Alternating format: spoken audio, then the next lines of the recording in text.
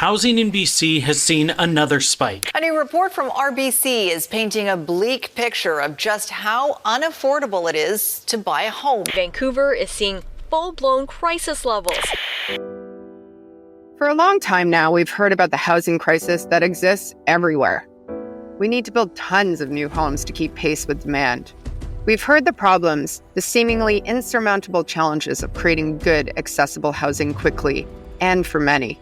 But what are the solutions? My name is Amy Villas, and I'm the Director of Housing Growth Innovation at Digital, which is Canada's global innovation cluster for digital technologies. Before I got here, I used to work for the City of Vancouver developing affordable housing. In particular, I helped begin the process of harnessing the power of digitization so that we could produce faster, smarter, more sustainable housing solutions. Since 2018, the company Digital, as the name would suggest, is all about figuring out how to help industries accelerate growth using the best tools that tech has to offer. We've dabbled in many sectors like healthcare, natural resources, workforce development, and now housing. To address these housing challenges, Digital launched the Housing Growth Innovation Program, made possible with the financial support of the province of British Columbia through the Ministry of Housing and Municipal Affairs. It includes the Housing Growth Innovation Lab and Network for collaboration, co-investing in mission-driven projects targeting key housing issues, and workshops and events to foster partnerships and solutions. By bringing together diverse stakeholders and leveraging technology, we aim to accelerate housing production and position BC as a leader in housing innovation. In this series, we're going to talk to those that actually have boots on the ground, the interesting projects they're working on, and how their tech innovations are creating unprecedented opportunities in moving the needle in housing production. We're going to look at all that through the lens of the first 5 phases of the end-to-end housing production lifecycle. So that's market demand, due diligence, design engineering, pre-construction, procurement, and construction. We've made this podcast for anyone who's passionate about solving Canada's housing challenges. Whether you're an industry professional, policymaker, tech enthusiast, or just curious about the future of housing. And shouldn't that be all of us? Housing is an essential human need, and in a sea of challenges and bad news stories, here we offer solutions. Like I said up top, I'm your host, Amy Villas, and welcome to Blueprint for Growth, Innovation, and Housing, a podcast exploring cutting-edge solutions transforming Canada's housing landscape. My guests for this episode are Helen Goodland and Scott Kaplanis. Helen Goodland is the Principal and Head of Research and Innovation for SciUS Advisory, which is a data consulting and general support team for the real estate and construction industry. While this podcast focuses on solutions and the future of housing in Canada, let's start by acknowledging the challenges in British Columbia, particularly the need to meet that established market demand. With soaring demand, limited supply, and rising costs, the sector faces significant hurdles. Addressing these issues require innovation, collaboration, and new technologies to accelerate housing production and improve affordability. So let's start with Helen. Well, on the demand side, Amy, we just have this absolutely pressing crisis of providing housing now for a full spectrum of need right across Canada. And it's not just Canada, it's a global problem that there is this huge urbanization trend happening where we really need to provide housing for people everywhere. And we're running up against all of these problems. We're problems of not enough people, not enough materials, not enough equipment, not enough money in some cases. But it's just such a wicked problem. And it's not something that we should be surprised about. This has been a long time coming. We've got decades of this building. Scott Kaplanis is the founding managing partner of Brownbreak Ventures, a Toronto-based venture capital firm focused on funding property technology and home innovation ideas. I'm sure that your viewers or listeners will have had some information previously, but we have the most acute housing crisis in Canada in the entire G20 at the moment by most metrics. And so, we're starting with this very severe, very deep, and very fundamental issue to people. And just for a stat that shocked me, between 1980 and 2020, the average price of a home in Canada increased by almost 750%. Over that same time frame, the median household income increased by just under 300%. So the cost of housing has outpaced real incomes on a household level by about 2.5 times. So, how open is the development and construction industry to adopting new tech and innovation? Are we actually seeing things like mass timber, digital tools, and new building methods take off? Good question, Amy. I would say, like every industry, we have, there's the sort of the innovation adoption curve. You've got your innovators right at the beginning of, 2.5% of your market. And then you've got like 15% of the sort of early adopters. And then you've got everybody else following along. And construction's no different. We've got in British Columbia some of the world-class engineering firms, design teams who are doing amazing things at the leading edge. Just think about how fast mass timber has come into the marketplace in BC. I mean, still, British Columbia has more mass timber buildings than the rest of the country put together. And we have, it may only be a handful of firms, but they are, global leaders in, innovative timber technology. The construction sector has been slow to innovate, with companies investing only about 1% of their revenue into R&D compared to other industries like healthcare. Public initiatives like Digital's Housing Growth Innovation Program and the work you're doing with CMHC are helping to de-risk this investment. How can public-private partnerships drive innovation in construction and the kind of impact that we can have on long-term R&D investment? Yeah, it's a really good question. We're working with an industry that is very unfamiliar with the way R&D works, and certainly the way R&D works for all of the other big industries that are benefiting from innovation. What I think is interesting about construction is that it is very much a project-based industry. So it learns by doing, and historically, it has always expensed its learning on projects. And so there's a culture, a deeply rooted culture of really not investing in R&D outside of a project. So these companies, construction companies, and you have to understand that construction in Canada, and it's pretty much the same in all of the developed world, they're very small businesses, as you say at the beginning, very slim margins, but they don't see the value of investing in R&D outside of that project environment. So they're expensing their learning onto the client. They're not investing it in their business as a means to stay competitive, productive, and healthy corporately through to the future. So in that cultural environment, it's been very hard for companies like us to make the case for innovation. And we find ourselves helping to involve them through project support and through on-the-ground hand-holding. So that, I think, is the context, first of all.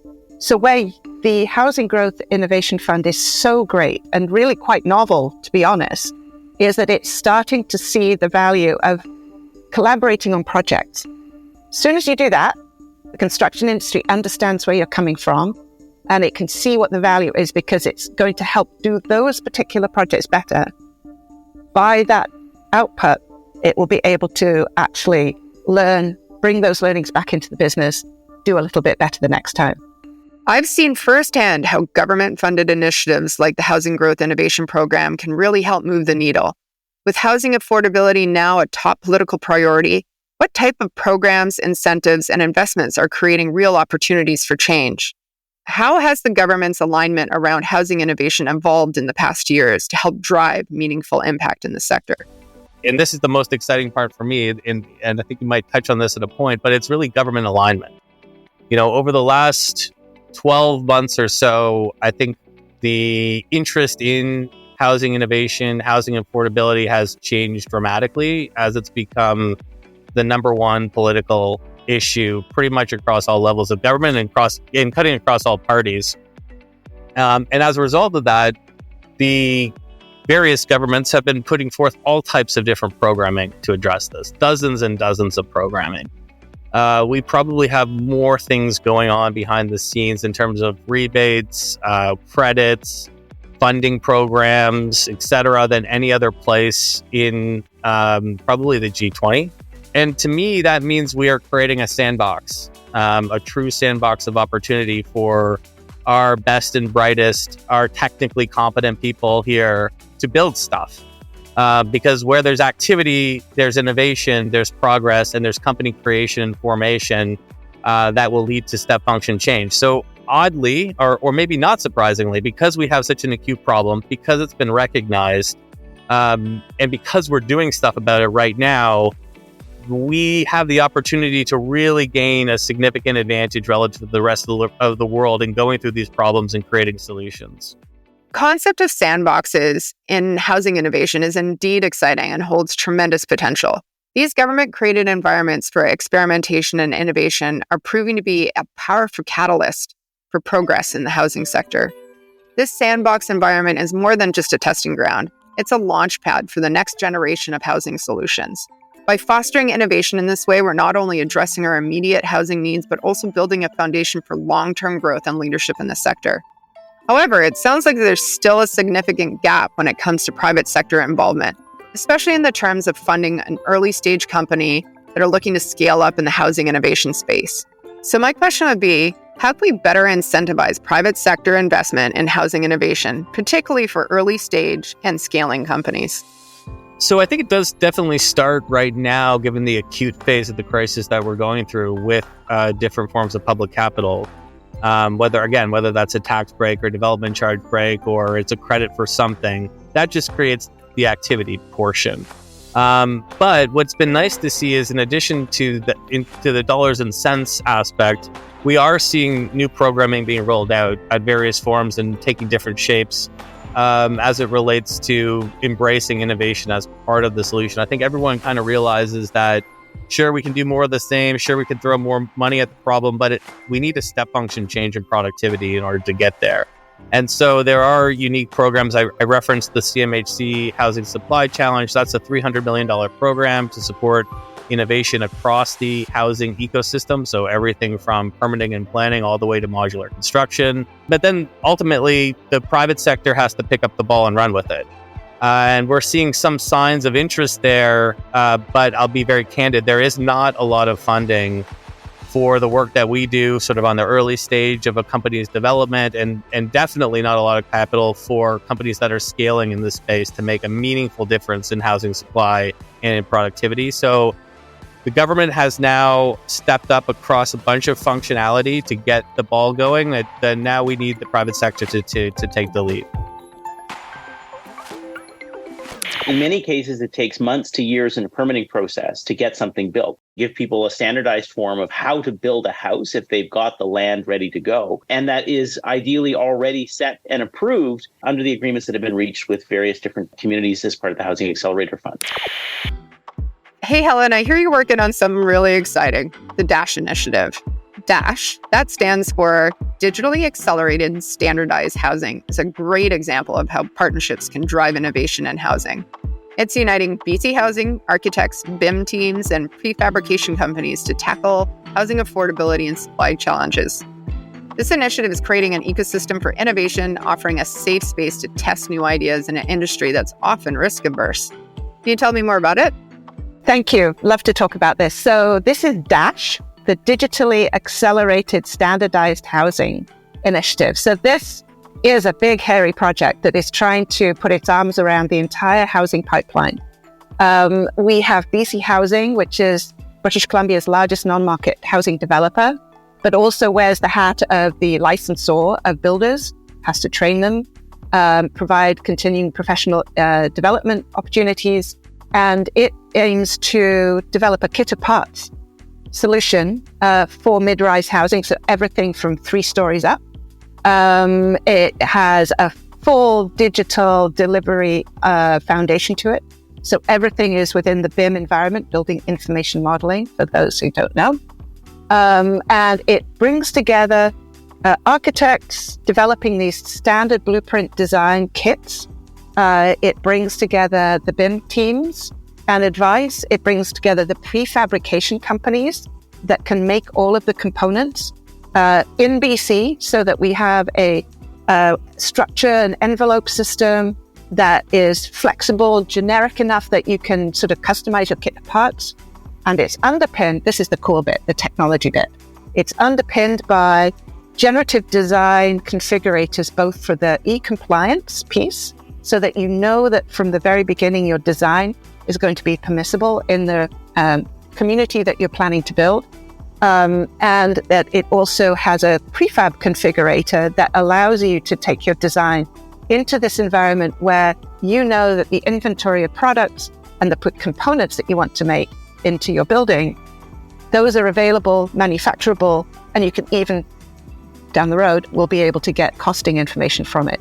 So we've got industry, we've got BC Housing, and a strategic partner in all of this is Metro Vancouver, who is the regional government for the 22 municipalities in the Lower Mainland of BC.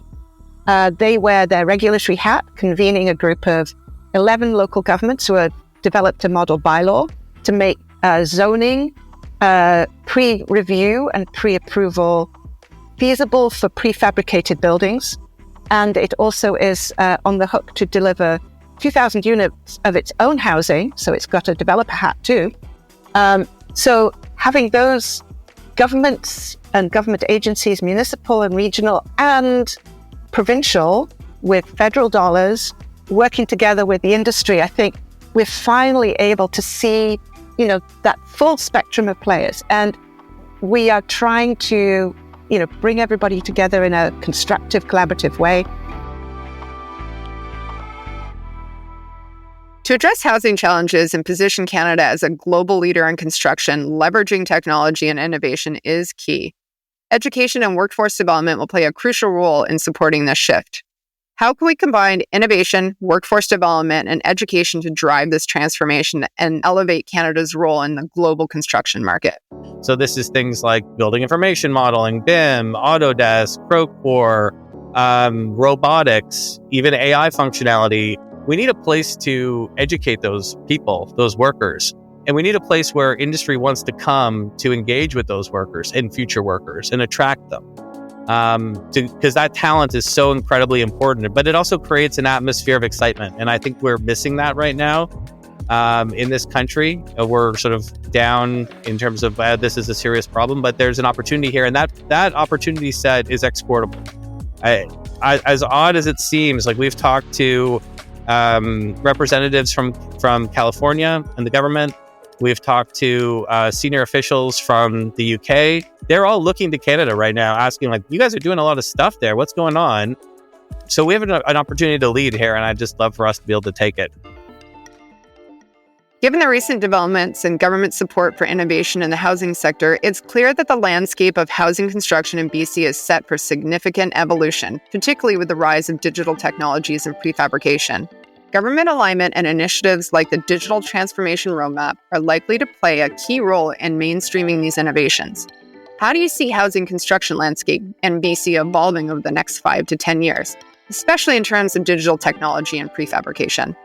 With the innovation that we're looking at now, in the next 5 to 10 years on the digital side and the prefab side, pushing the way we've been pushing, I think it's going to be mainstream. And if I can leave you with one last thing to bear in mind is BC has been blessed with the provincial, regional, local governments and federal governments all pulling in the same direction when it comes to housing. When I go across the country, that's quite unusual. I look at the struggles that some of the other regions have been having, trying to align disparate, political priorities, and it makes it so hard. So we've got that. The province has also launched its digital transformation roadmap for the housing development industry. The minister has a digital construction council, which I know digital is part of. These are all incredibly important signals to the industry that there is significant government support and horsepower behind making these changes. So, I'm very confident that, BIM is going to be a part of the mainstream way of doing business 10 years from now. I think prefab is going to be where we've seen the incremental housing requirements fulfilled. The units that we need, they're all the incremental ones are going to come from that prefab side of the marketplace. So I think I'm really positive. I think this has been such a big change over the last probably just 2 years. I'd like to thank my guests, Helen and Scott, for their time and their insights. As we wrap up this inaugural episode, it's clear that we're at a pivotal moment in the housing industry. The challenges we face are significant, but so are the opportunities for innovation and growth. We see how collaboration between government, industry, and technology sectors is really driving change. Join us next time as we explore the due diligence phase of housing development. We'll explore how AI and digital tools are revolutionizing planning, improving feasibility studies, and transforming investment models. Thank you for your time, and especially for being interested. This podcast is just one way digital and folks you hear in these episodes are working together to accelerate housing production and position British Columbia as a leader in housing innovation. But there is so much more that we're doing.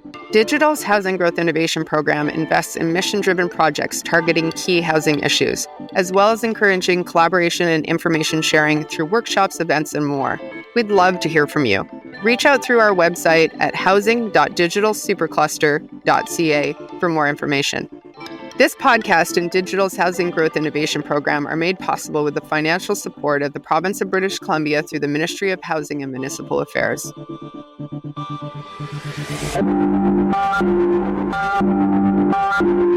Another Everything Podcast production.